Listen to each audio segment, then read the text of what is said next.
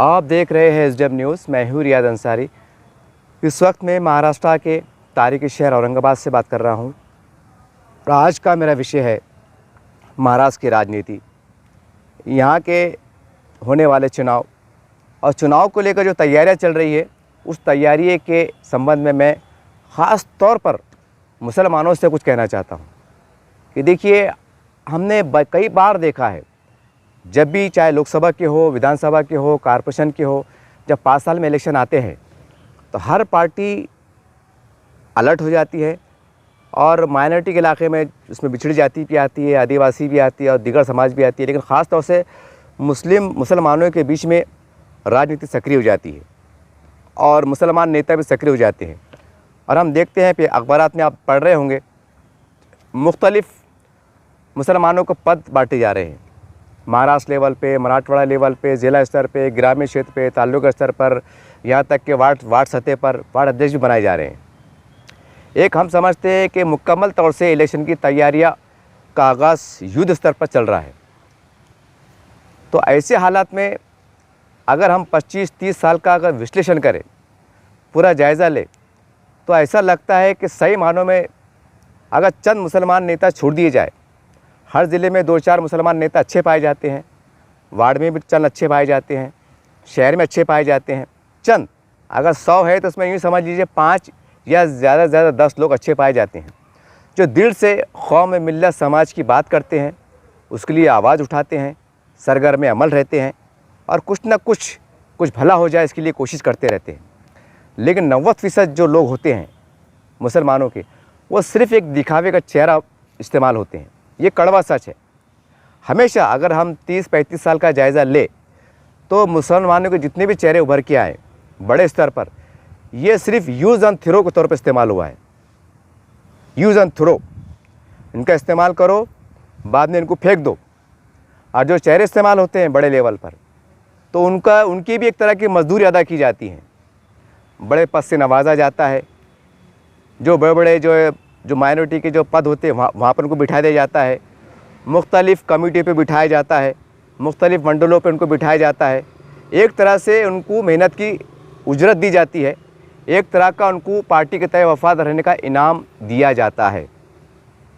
चंद लोगों को भला हो जाता है, जो पार्टी के नेता को इनाम दिया जाता है, मुस्लिम चेहरे को, उसका भला हो जाता है, उनके बाल बच्चों का भला हो जाता है, ख़ानदान के 10-20 अफराद का भला हो जाता है। बाकी कौम का, समाज का कोई भला नहीं होता, सिर्फ नुमाइशें बातें होती हैं, इसके ज़्यादा कुछ होता नहीं है, कुछ भी नहीं होता है। और जो थोड़ा बहुत होता है तो वो तो लाजमी होता है, उतना तो होना ही चाहिए। अब और ये कड़वा सच है कि सिर्फ मुसलमानों को हर इलेक्शन में इस्तेमाल किया जा रहा था, आज भी वो कोशिश और ज़्यादा तेज़ हो गई है। तो मैं आम मुसलमानों को, जो नई पीढ़ी के लोग हैं, अब देखिए हमारा जो दौर था ना 20-22 साल का, तो हमारे माँ बाप भी भोले भाले थे, ज़्यादा समझता नहीं था, ईमानदारी का दौर था। उस ज़माने में क्या है, लोग बहुत डरते थे, खुदा से डरते थे। जान दो भाई, गलत मत बोलो, धोखा मत दो, गलत मात मत लो, अल्लाह को जवाब देना पड़ेगा। ऐसे लोग थे बेचारे भोले भाले। और उनकी नस्ल हम, अब हमारे 20-22 साल की उम्र थी तो हमको बोला गया कि भाई सेकुलर पार्टी को देना है, तो बस चले। मुस्लिम महल्लों में धुएंधार भाषण होते थे, हमने वो दौर भी देखा है। और हम बढ़ चढ़कर, हमारे भी ये जुनून रहता था कि बस फ़िरका परस्तों को हराना है, फ़िरका परस्तों को हराना है। कभी शिवसेना का नाम लिया जाता था, कभी भाजपा का नाम लिया जाता था, पता नहीं और कौन सी पार्टी का नाम लिया जाता था। हम भी जज्बात में आया करते थे, दनादन वोट मारते थे। और वोट डोने के बाद क्या होता था कि ज़िले में सेकुलर पार्टी के लोग चुन के आते थे और महाराष्ट्र में सेकुलर पार्टी का मुख्यमंत्री बनता था। बदले में क्या मिलता था? कुछ भी नहीं मिलता था, बस एक डर का माहौल। देखो वोट दो, हाँ, नहीं तो फ़िरका परस्त ताकत आ जाएंगी, शिवसेना आ जाएंगी, भाजपा आ जाएंगी। यानी मुसलमानों को इस कदर खौफज़दा कर दिया जाता था कि ऐसा मान लो कि अगर वो चुन के आ गए तो पता नहीं क्या मुसलमानों को मतलब देश से निकाल के बाहर फेंक दिया जाएगा। क्या नहीं, क्या फ़लस्तीन और इजराइल की जंग चल रही कि ये चुन के आ जाएंगे तो मतलब मुस्लिम हल्ले पे बमबारी शुरू हो जाएंगी। पता नहीं, ऐसा मुसलमानों को ऐसा भड़काया जाता था, एक डर का माहौल। देखो फ़िरका परस्त ताकतें हैं, देखो फ़िरका परस्त ताकतें।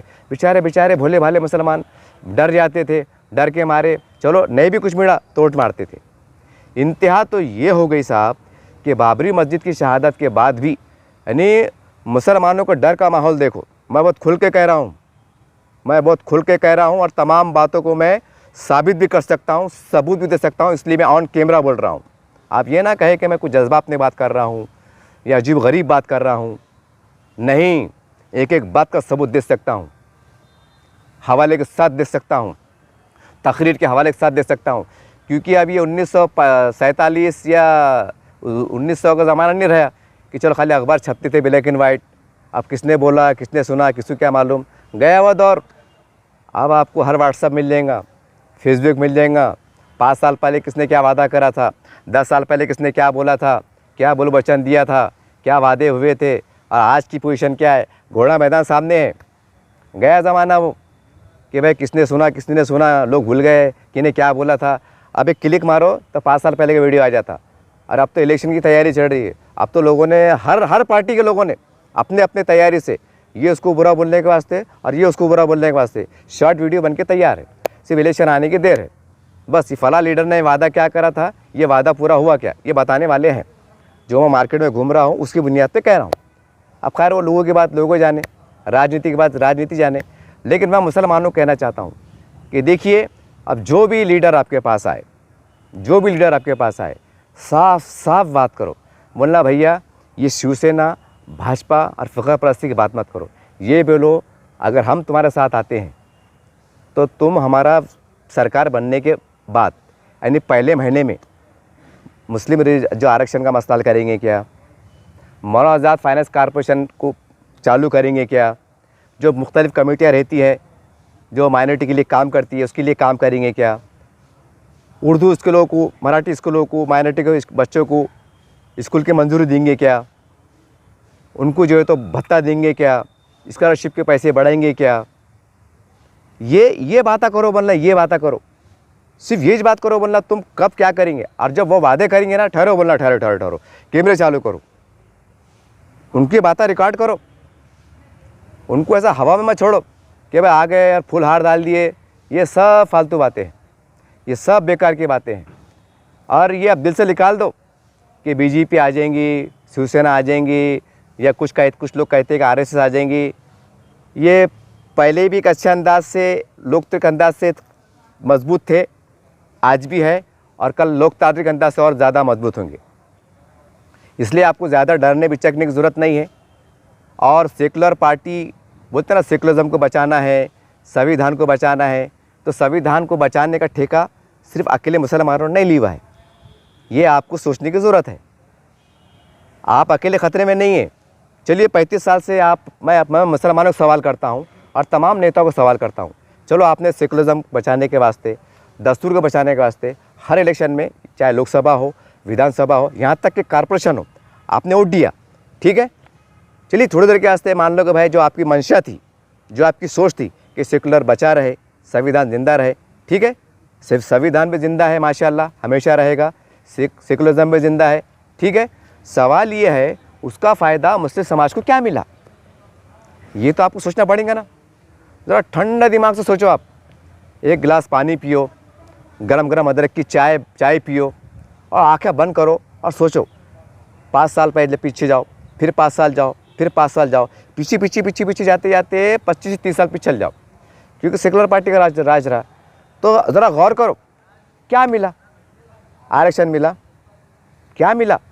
मुसलमान आज़ादी के बाद पूरे तमाम महकमे जात में 35% से 30 से 35%, आज 1% से भी कम है। मतलब आप बिछड़ते चले गए। यानी आप जितनी कोशिश कर रहे थे कि संविधान बचना, सेकुलरिज्म बचना, वो तो बचा रहा, लेकिन आप बर्बाद होते गए। बर्बाद होते होते होते होते इतने बर्बाद हो गए कि आप वो बोलने के लिए शब्द नहीं कि आप कितने बर्बाद हो गए। यानी कि जो दुहाई दे रहे कि भाई संविधान बचाना है, सेकुलरिज्म को बचाना है, वो चुन के आए और उन्होंने जो है तो एक आपकी अनदेखी की, आपको रंदाज किया और मुसलमानों को मोटे अल्फाज में कहो तो खपाने का काम किया। उसका सबूत sector committee report, Mahmood committee report और कई मुख्तलिफ कमीशन की रिपोर्ट है। ऐसा नहीं कि मैं अपने कुछ जज्बाती अंदाज से कह रहा हूँ या कोई इस्लाम तराशी कर रहा हूँ। तो बाबा ये कहीं को ठीक है, अभी ये बीजेपी आ गई, सेना आ गई, तो इन्होंने कौन सा मुसलमान नुकसान किया? क्या मुसलमानों घर में घुस के मारे? तो क्यों डरा रहे आप मुसलमानों को? डरा रहे क्यों कि भाई शिवसेना आ जाएंगी, भाजपा आ जाएंगी? मैं सिर्फ ये कहना, आप कुछ लग रहा हूँ यार साला ये आदमी कहीं बीजेपी का एजेंट तो नहीं है, आरएसएस का एजेंट तो नहीं है, शिवसेना का दलाल तो नहीं है। कुछ कमेंट आते हैं ना, तो इसलिए मैं वक्त से पहले बोल दे रहा हूँ। आपको लग रहा हूँ थोड़ी देर के वास्ते यार ये हमेशा बार बार समर्थन में बात कर रहा। साहब मेरी जान जल रही, क्योंकि मैं भी मुस्लिम समाज से आता हूँ, मैं समाज सेवक भी हूँ, पत्रकार भी हूँ। हमारे बाप दादा ने आंखें बंद करके कभी चरखे को मारे, कभी वो मतलब वो अपने गाय जोड़ी वंश को मारे, जो निशानी हुआ इंदिरा गांधी के टाइम थी। हम मारे ना वोटों ने, हमने मारे और हमने वोट मारे, हमने चुनकी दिए और बदले में हमारी तबाही हुई, यानी हम खप गए। तो जब हमारी तबाही हुई, हम खप गए, तो फिर हमारी जानें जलेंगी क्या? जाने जलेंगे क्या? तो इसका मतलब ये है कि कांग्रेस वाले या सेकुलर पार्टी वाले हमारे रिश्तेदार है, ख़ानदान रिश्ता है कि खून का रिश्ता है क्या? नहीं, ना इनसे खून का रिश्ता है ना उनसे खून का रिश्ता है। भाई एक सेकुलर पार्टी है, तो फ्री डर बता रहे क्यों? मुसलमानों को गुमराह कर रहे क्यों बाबा? क्यों गुमराह कर रहे? अरे तुम में दम है ना, जब तुम सरकार में आते ना तो काम क्यों नहीं करते बाबा?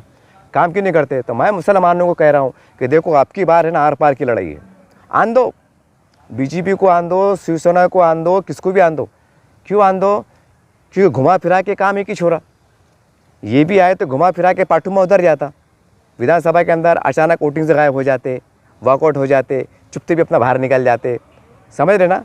चुपती वाले ड्रामा करते और क्या बोलते, देखो भाई हमने वॉकआउट करे, और वॉकआउट नहीं करे, वो जो 10-12 सीट निकल जाती है ना बाहर, उससे आंकड़ा कम हो जाता। फिर बाद में क्या होता, बहुमत से वो पास हो जाते। ये सब टेक्निकल बातें हैं।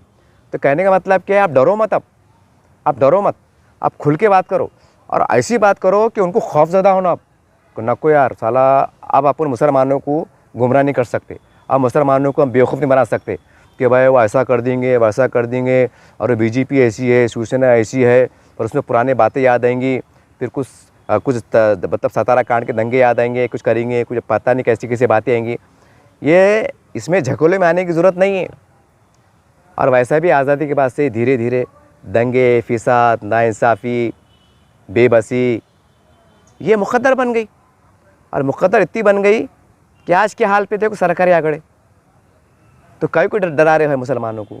मुसलमानों को डराओ मत, मुसलमानों को डराओ मत कि ये आ जाएंगे वो आ जाएंगे। एक बात करो बोलना कि हमको वोट देंगे, हम तुम्हारा अगर चुन के आते हैं तो हम तुम्हारा काम ये करेंगे, ये आ जाएगा और वो आ जाएगा, अरे देश हिंदू राज बन जाएगा। ये फालतू बात, बकवास बात करो मत बोलना। क्यों?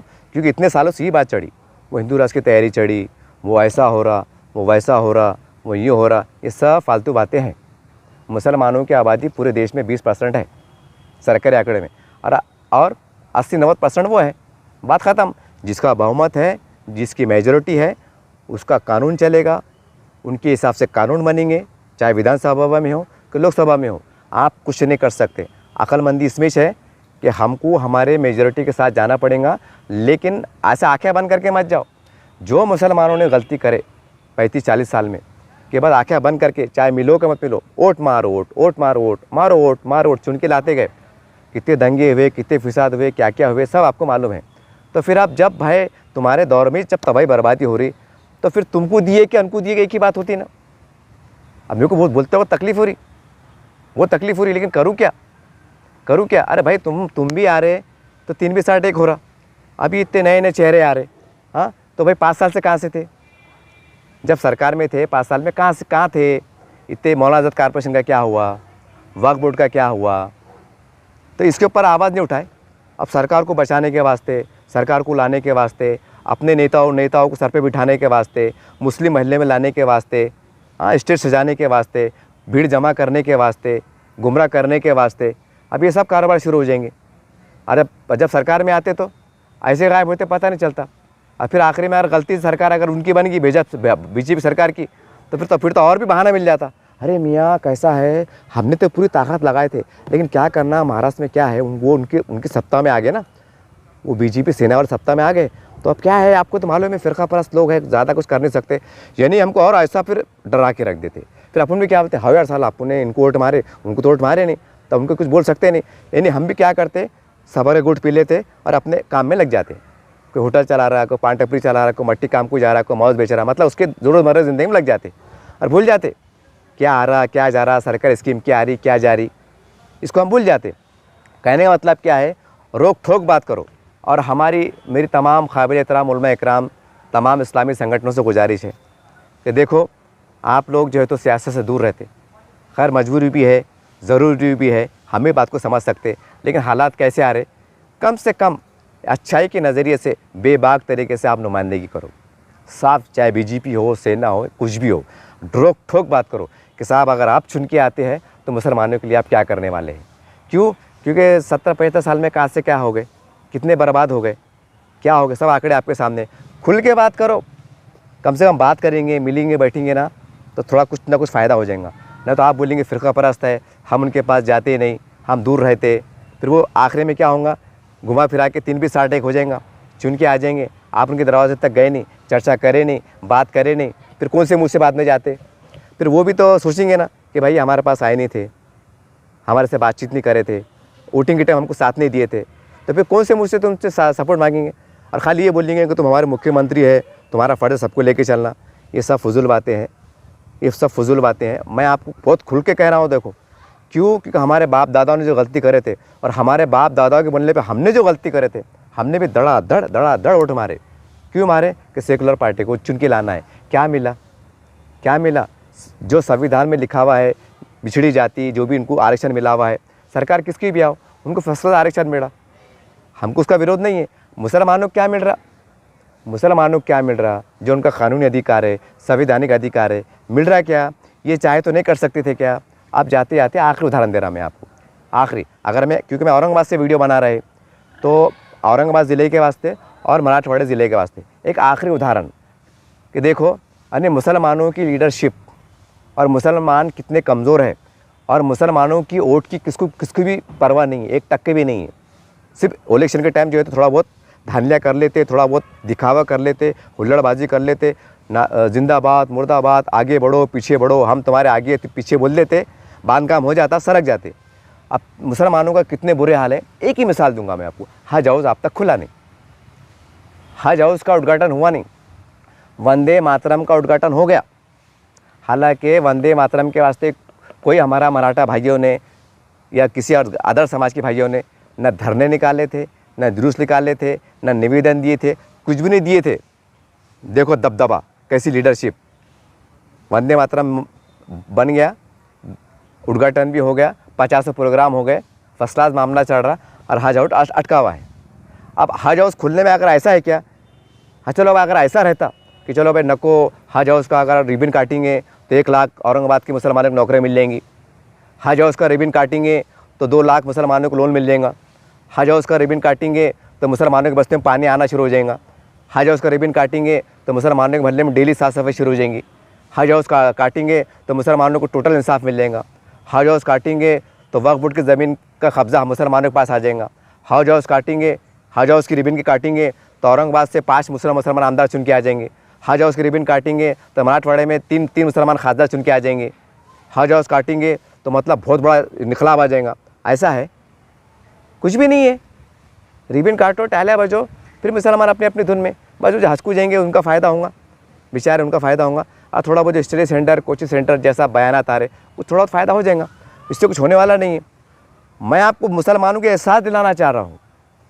बात छोटी सी है, बात चिल्लर है, लेकिन देखो वंदे मातरम का उद्घाटन हो गया और हज हाउस का नहीं हुआ। हर पार्टी के मुसलमान लीडर है ना, छोटा है बड़ा है ना, महाराष्ट्र तक है, कोई सरकार में है, कोई विरोध के पक्ष में है ना, लेकिन एक हज हाउस का उद्घाटन आप करा नहीं पा रहे। क्यों करा नहीं पा रहे? आखिर हज हाउस में ऐसा है क्या? हज हाउस में ऐसा है क्या? सरकार, ज़मीन वक्फ बोर्ड की है, सरकार ने पैसा दिया, सरकार के पैसे तामीर हो रहा, सरकार ही इसको उद्घाटन करने वाली है, फिर रुक रहा क्यों? रुक रहा क्यों? मतलब मैं आपको ये बोलना चाह रहा कि ऐ मुसलमानों, मराठवाड़े के मुसलमानों, तुम कितने बेबस है, तुम कितने कमज़ोर है और तुम्हारा वैल्यूएशन क्या है, तुम्हारी वोटों की हैसियत क्या है, तुम्हारी सियासी हैसियत क्या है। अगर इसको देखना चाहते हैं तो हज हाउस को देखो, एक रिबन नहीं कटा, बात ख़त्म हो गई। फिर अब काय का सेकुलरिज्म आया, काय की वोटिंग गई, और काय का फ़िरका परस्त चेहरा आया। सब फालतू बातें हैं।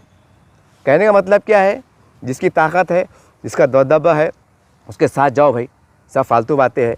और ये जब सेकुलरिज्म की बात करेंगे, संविधान बचाने की बात करेंगे, तो दरअसल ये संविधान सेकुलरिज्म बचाने की बात नहीं करते, ये अपनी कुर्सियाँ बचाने की बात करते, उसके आड़ में अपनी पार्टियाँ बचाने की बात करते, अपनी अपनी गद्दियाँ बचाने की बात करते। कि उनको मालूम है कि भाई अगर अपन आमदार नहीं भी बने, खासदार नहीं भी बने, नहीं भी चुन के आए, तो सरकार अगर बने बात मुख्तलिफ मंडलों में बिठाया जाएगा, कमेटी में बिठाया जाएगा, फला अमुक मंडल में बिठाया जाएगा, कोई पद दी जाएंगी, ये पीछे के दरवाजे से MLC बना दिया जाएगा। फर्स्ट क्लास चलता। अब किसको कंपनी टेंडर मिल जाते, किसको ठेके मिल जाते, गवर्नमेंट के क्या क्या नहीं होते, ये आपको सब मालूम है। ये नहीं, ये अपने बिजनेस कारोबार यानी ऐसा मोटे अल्फाज में इसको क्या कहेंगे मालूम क्या, यानी कि चुनाव की आड़ में, इलेक्शन की आड़ में, राजनीति की आड़ में अपने अपने कारोबार को डेवलप कैसा करना, अपने अपने परिवार को डेवलप कैसा करना, या अपने अपने महदूद ख़ानदान को कैसा महदूद करना, बस यही सच्चाई है। बाकी सब फिकम पाके, सब मक्कारी है, धोखेबाजी है। अगर आपको गलत लग रहा होगा थोड़ी देर के वास्ते आंखें बंद करो और 15-20 साल पीछे चले जाओ। कितने नेता थे, क्या काम करे, कितने काम करे, पहले क्या कारोबार करते थे, 20 साल पहले, 25 साल पहले, आज वो कारोबार क्या कर रहे, पहले किराए घर में रहते थे, अब कहाँ रह रहे, कैसे रह रहे, उनकी आमदनी क्या है, उनके बच्चे क्या पढ़ रहे लिख रहे, उनका उठना बैठना कैसा है, वो कैसी VIP ज़िंदगी गुजार रहे। इसकी रिसर्च करो ना, इसका रिसर्च करो ना, इसका रिसर्च करो। खाली जज्बाती बातें, खाली जज्बाती बातें और भाई जा रहे बस। अरे ऐसा मत करो ना, ये जज्बाती बातों से, जज्बाती नारों से सत्यानाश हो रहा, कड़वा है ना। अरे भाई अगर मेरा बेटा, मेरा भाई भी अगर गलत काम कर रहा, अगर मेरे को धोखा दे रहा, तो मेरा क्या काम है, उसको देख लेना। भाई भी तो क्या हुआ, चल सरक, तूने मेरे को धोखा दिया ना, और यहाँ तो पूरी कौम को धोखा मिला ना। अगर तुमको सच्ची कौम से प्यार है, हमदर्दी है, तो तुम ऐसे लोग साथ जाओ जो सच मानो में तुम्हारे हक की बात कर रहे हैं। और ये वीडियो से बनाने ये मकसद था। अभी नारे लगाएंगे संविधान को बचाना है, और संविधान को बचाना है, सेकुलरिज्म को बचाना है, ये सबसे बड़ा झूठ है। ये मुसलमानों के सामने सबसे बड़ा झूठ आने वाला है। ये झूठ की शुरुआत हो गई।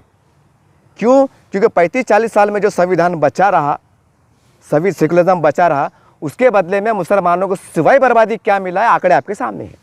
तो फिर ऐसा संविधान बचा के, ऐसा सभी सेकुलरिज्म को बचाने के अंदर मुसलमान खप जा रहे, वोटिंग कर रहे, और बदले में आपको तबे मिल रही, हाथ में ठेंगा आ रहा, तो क्या मिल रहा, फिर जो तुमको साथ देने की बात कर रहे, चाहे BJP वाले हो, सेना वाले हो, RS वाले, उनके साथ जाओ ना।